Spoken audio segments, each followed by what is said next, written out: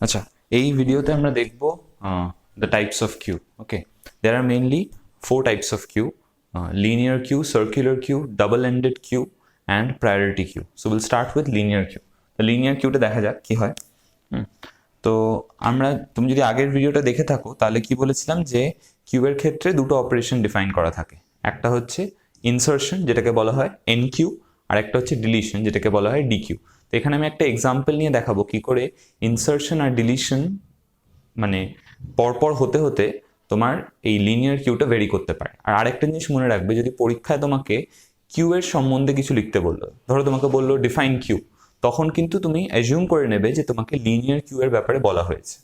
Okay, if you have been asked to write about a queue, let's say you have been asked a question, define queue data structure, then you will assume that you have been asked to define the linear queue data structure. Okay, so that assumption is clear. If nothing has been mentioned, they are talking about linear queue. Okay, so let's start. So now see, let's take an example. Let's say I have a queue of length, এই টার্মসগুলো আশা করছি তোমরা আগের video থেকে বুঝে গেছো।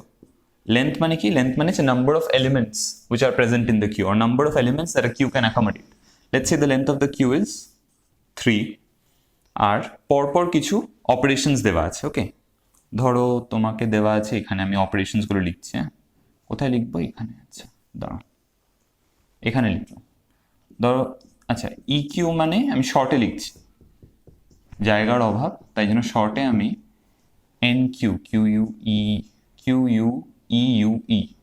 N কিউটাকে আমি শর্টে E Q লিখছি, আর কিউ ডি কিউটাকে আমি শর্টে ডি কিউ লিখছি, ডি কিউ। ওকে, তো দেখো আমার কিউ এর লেন্থটা 3, এন কিউ 3, ধরো পরপর দেওয়া আছে। তারপরে ধরো এন কিউ 5, বা ধরো প্রথম অপারেশনটা হচ্ছে ডিকিউ। ওকে, প্রথমে ডিকিউ আছে, তারপরে এন কিউ 3, তারপরে এন কিউ 5, তারপরে ধরো আচ্ছা এই এন কিউটা করার আগে ধরো আরেকটা ডিকিউ হলো, তারপরে ধরো একটা এন কিউ 7, এন কিউ 9, আর লাস্টে একটা ডিকিউ। ওকে, ধরো এটা পরপর কিছু অপারেশনস দেওয়া আছে, এখান থেকে শুরু হচ্ছে, এটা হচ্ছে আমার ফার্স্ট অপারেশন, আর এটা হচ্ছে আমার লাস্ট। 1 2 3 4 5 6 7, এটা হচ্ছে 7 নম্বর। ওকে, তো দেখা যাক এই এক একটা অপারেশন করতে গিয়ে আমার কিউটা কিভাবে ভেরি করে। আচ্ছা, তা আমি কি করব? আমি একবারই ড্র করে ওখানে চেঞ্জ করতে থাকবো। মানে আমার কিউটা, এই যে এটা আমার কিউ, তো আমি কিউটা একবারই ড্র করব।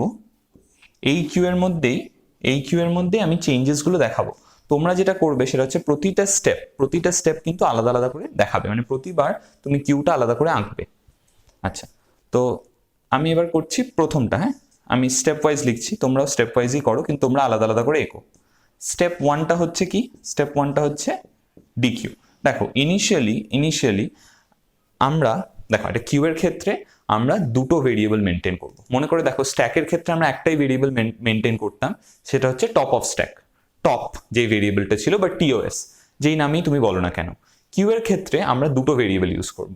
One variable is the front, যেটা আমার কিউ এর ফার্স্ট এলিমেন্টে পয়েন্ট করে থাকবে, আর আরেকটা হচ্ছে রেয়ার, যেটা আমার কিউ এর লাস্ট এলিমেন্টে পয়েন্ট করে থাকবে। ওকে, আর যখন আমার কিউটা এমটি, তখন ফ্রন্ট আর রেয়ার টপের মতনই কিন্তু -1 থাকবে। মনে করে দেখো, স্ট্যাকের ক্ষেত্রে টপটা ইনিশিয়ালি -1 থাকতো যখন স্ট্যাকটা এমটি থাকতো। কিউ এর ক্ষেত্রে আমাদের দুটো ভেরিয়েবল লাগবে, একটা হচ্ছে ফ্রন্ট আর একটা হচ্ছে রেয়ার। ফ্রন্ট কি করবে? ফ্রন্ট তোমার ফার্স্ট এলিমেন্টে পয়েন্ট করে থাকবে, আর রেয়ার তোমার লাস্ট এলিমেন্টে পয়েন্ট করে থাকবে। Last element of the queue, front তোমার ফার্স্ট এলিমেন্ট অফ দ্য কিউতে পয়েন্ট করে থাকবে, রেয়ার তোমার লাস্ট এলিমেন্ট অফ দ্য কিউতে পয়েন্ট করে থাকবে। যদি তোমার কিউতে কোনো এলিমেন্ট না থাকে, তাহলে ফ্রন্ট আর রেয়ার দুটোই -1 হবে। ওকে, আমি কিন্তু এখানে অ্যাজিউম করছি যে আমি কিউটাকে অ্যারে দিয়ে রিপ্রেজেন্ট করছি, অ্যারে দিয়ে ইমপ্লিমেন্ট করছি। কিউ কিন্তু লিঙ্ক লিস্ট দিয়েও ইমপ্লিমেন্ট করা যায়। আমি আপাতত কিউটাকে অ্যারে হিসেবে ভাবছি, আর ওইভাবেই ইমপ্লিমেন্টেশনটা দেখাচ্ছি। তো দেখো আমার কিউ এর লেন্থটা কত? কিউ এর লেন্থটা 3, তার মানে 3টে সেল থাকবে। আমি অ্যারে দিয়ে করছি, তাই জন্য লোয়েস্ট ইন্ডেক্স কত? 0, আর হাইয়েস্ট ইন্ডেক্স কত, সাইজ -1, এখানে সাইজ মানে হচ্ছে লেন্থ, লেন্থ মানে হচ্ছে 3, তাহলে হাইয়েস্ট ইন্ডেক্স হচ্ছে 3 - 1 2। ওকে, এবার ধরো এই কিউটার একটা নাম দিয়ে দাও, এই অ্যারেটার একটা নাম দিয়ে দাও, ধরো নামটা হচ্ছে কিউ, অ্যারেটার নাম হচ্ছে কিউ। এবার প্রথমে আমি কি করছি, ডি কিউ। ইনিশিয়ালি আমার ফ্রন্ট কত, এই স্টেপে স্টেপ 1-এ, এটা আমার স্টেপ 1, স্টেপ 1-এ আমার ফ্রন্ট হচ্ছে কত বললাম, -1। -1 কেন, আমার কিউটা হচ্ছে অ্যারে ইমপ্লিমেন্টেশন হচ্ছে, অ্যারের লোয়েস্ট ইন্ডেক্স কত 0, সবসময় যখন কিউটা এমটি থাকবে তখন ফ্রন্টের ভ্যালু হবে লোয়েস্ট ইন্ডেক্স -1, তাহলে লোয়েস্ট ইন্ডেক্স -1 করলে ফ্রন্টটা হয়ে যাবে -1। আর রেয়ার কত হবে, রেয়ারও সেম হবে, রেয়ার হবে -1। ওকে, আচ্ছা এবার এটা বোঝা গেল। তাহলে দেখো এবার আমরা কি করব, আমাদের বলছে ডি কিউ করতে, ডি কিউ মানে হচ্ছে আমাদের ডিলিট করতে হবে কিউ থেকে, কিন্তু কিউতে তো কোনো এলিমেন্ট নেই।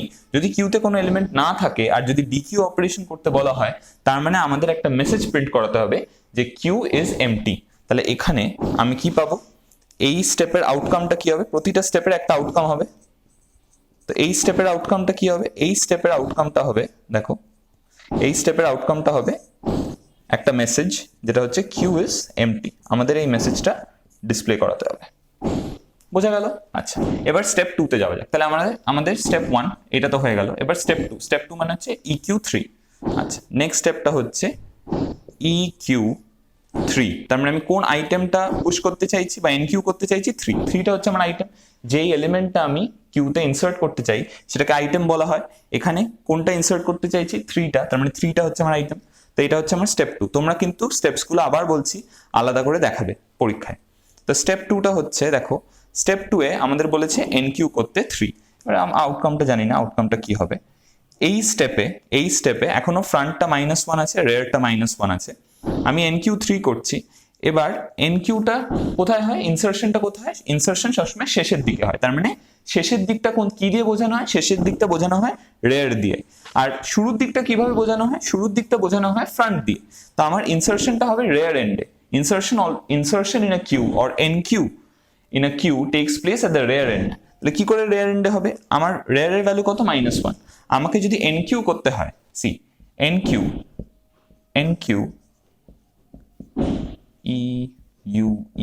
NQ will involve 2 steps. Step number 1 হচ্ছে increment rare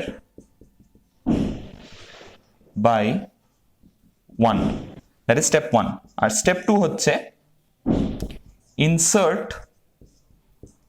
item at queue of rare. insert item at rare। তাহলে এই insert item at rareটা কিভাবে হবে, আমার অ্যারের নামটা কি, অ্যারের নামটা হচ্ছে কিউ, রেয়ার পজিশনটা কিভাবে ইন্ডিকেট করব, এরকম করে ইন্ডেক্সিং করে queue of rear equal to item, এটা লিখলেই আমার আইটেমটা রেয়ার পজিশনে চলে যাবে। এটাই হচ্ছে এনকিউর দুটো স্টেপ। ওকে, তাহলে এখানে আমাকে প্রথম স্টেপটা কি, ইনক্রিমেন্ট রেয়ার বাই 1। তাহলে রেয়ারটা আমাকে বাড়াতে হবে, -1 থেকে রেয়ারটা হয়ে গেল 0। তারপরে কি বলছে, ইনসার্ট আইটেম অ্যাট রেয়ার। তাহলে ইনসার্ট আইটেম অ্যাট রেয়ার করলে রেয়ারের ভ্যালু কত, এখন 0, তার মানে এই 0th পজিশনে আমাকে আইটেমটা বসাতে হবে। তাহলে আমি আইটেমটা বসিয়ে দিলাম, বোঝা গেল। এবার দেখো যেই মুহূর্তে আমার কিউটার মধ্যে একটা এলিমেন্ট চলে এলো, তখন আমাকে কি করতে হবে, তখন আমাকে কিন্তু ফ্রন্টটাকেও আপডেট করতে হবে। ফ্রন্ট কি করবে, ফ্রন্ট সবসময় কিউ এর প্রথম এলিমেন্টটায় পয়েন্ট করে থাকবে। তো এখন আমার প্রথম এলিমেন্টটা এসে গেছে কিউতে, তাহলে ফ্রন্টের উচিত একে পয়েন্ট করে রাখা। একে পয়েন্ট করে রাখা মানে এর যে ইন্ডেক্স ভ্যালুটা আছে সেটা ফ্রন্টের মধ্যে থাকতে হবে, তার মানে ফ্রন্টের মধ্যে 0 থাকতে হবে। তো এইটা একটা স্পেশাল কেস, যখন কিউটা প্রথমবার, কিউতে আমরা যখন একটা এলিমেন্ট ইনসার্ট করব, আমরা যখন প্রথমবার এনকিউ করব, তখন এমটি কিউ থেকে একটা এলিমেন্টে গিয়ে দাঁড়াবে।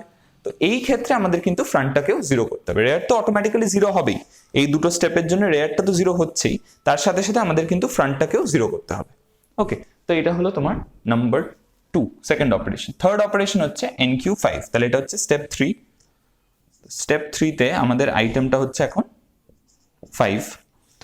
আচ্ছা স্টেপ 2 এর, আচ্ছা একটা জিনিস, স্টেপ 2 এর আউটকামটা কি ছিল, স্টেপ 2 এর আউটকামটা লিখে নেওয়া যাক। স্টেপ 2 এর আউটকামটা ছিল, আউটকাম লিখবে NQ, তোমরা পুরোটা লিখবে, হ্যাঁ তোমরা এখানে EQ লিখো না, তোমরা NQ লেখো, NQ সাকসেসফুল, এটা হচ্ছে আউটকামটা। ওকে, আচ্ছা এবার স্টেপ 3-তে যাওয়া যাক। তো এবার স্টেপ 3-তে যাওয়া যাক। স্টেপ 3-তে আমি কি এনকিউ করতে চাইছি?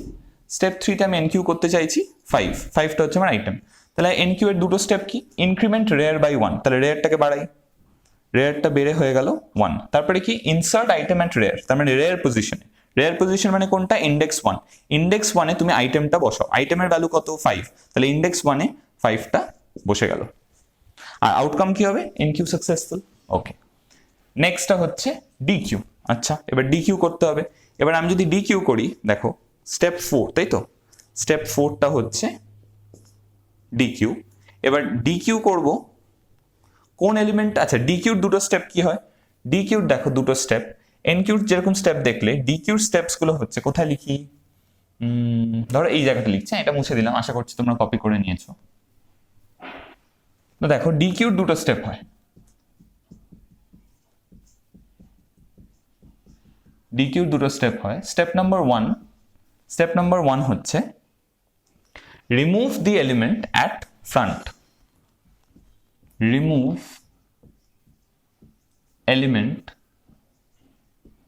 At front. আর স্টেপ 2 কি হয়? স্টেপ 2 হয় ইনক্রিমেন্ট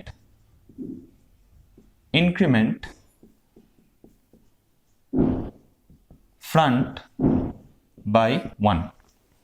তো দেখো ফার্স্ট স্টেপটা কি? আমার ফ্রন্টের ভ্যালু কত এখন? ফ্রন্টের ভ্যালু হচ্ছে 0, তাহলে আমাকে রিমুভ এলিমেন্ট অ্যাট ফ্রন্ট, তাহলে 0th পজিশনে যে এলিমেন্টটা আছে সেটা আমাকে সরাতে হবে, তো আমি এটা সরিয়ে দিলাম। ওকে, তারপরে কি বলেছে? Increment front by 1। কেন ফ্রন্টটা ইনক্রিমেন্ট করব? কারণ এখন তো এই এলিমেন্টটা আর নেই, তার মানে এইটা হচ্ছে আমার নতুন ফার্স্ট এলিমেন্ট। আর সবসময় ফ্রন্ট যে ভেরিয়েবলটা বা ফ্রন্ট যে পয়েন্টারটা, সেটা সবসময় কিউ এর প্রথম এলিমেন্টে পয়েন্ট করে থাকে, তার মানে কিউ ফ্রন্টের ভ্যালুটা হয়ে যাওয়া উচিত 1। তাই হলো। আর আউটকাম কি হবে? আউটকাম হবে ডিকিউ সাকসেসফুল।